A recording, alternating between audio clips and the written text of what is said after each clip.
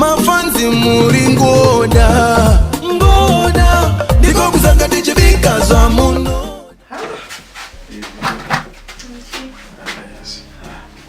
Ndini mangu uzoga ndo bachura agara zva free Ngikazwa. free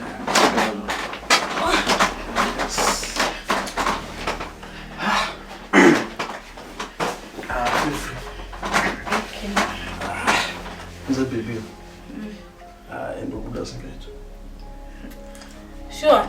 I love you from the bottom of my kidneys. Serious, ndokubuza kuti wangwana tu ndo introduction. Vamuza mda. Serious. Next week you are ndo kubvisira. Mari yeje. Kare nini? Ya mari ripo. Nini? Ndokuda ja. Yapo. Ndokuda ja.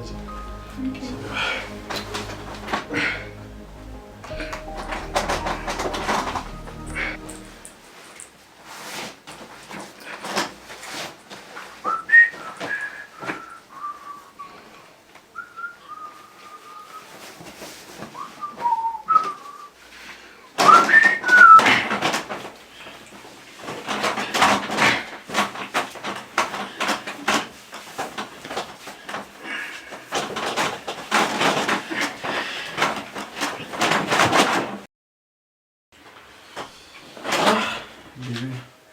You're so sweet, huh?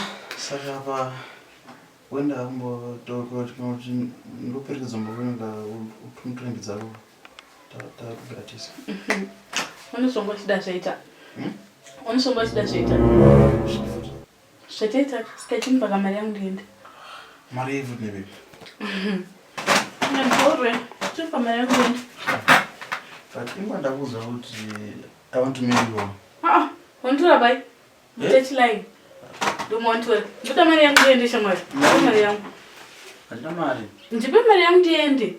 Shapa ndauzochi ndokuda nemwe wese shanda. Ndatokurora. Handite zvelavi.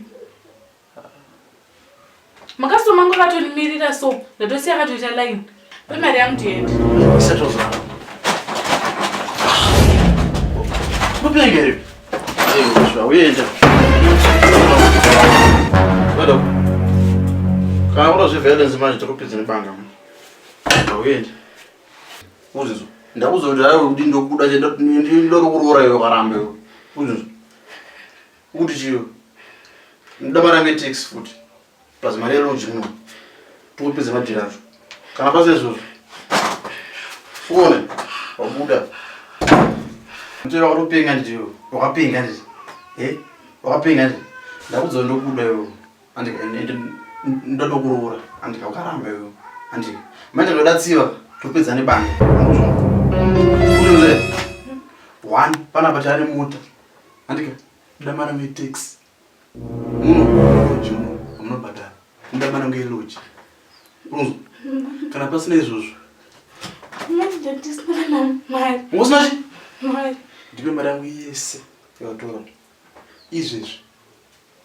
Kurumidza cha. Ndidzosere. Ngosina imwe mari yako? Ton. Ngokushinja. Usarwati wenaika chingosiya wangoleka wapa watu subscriber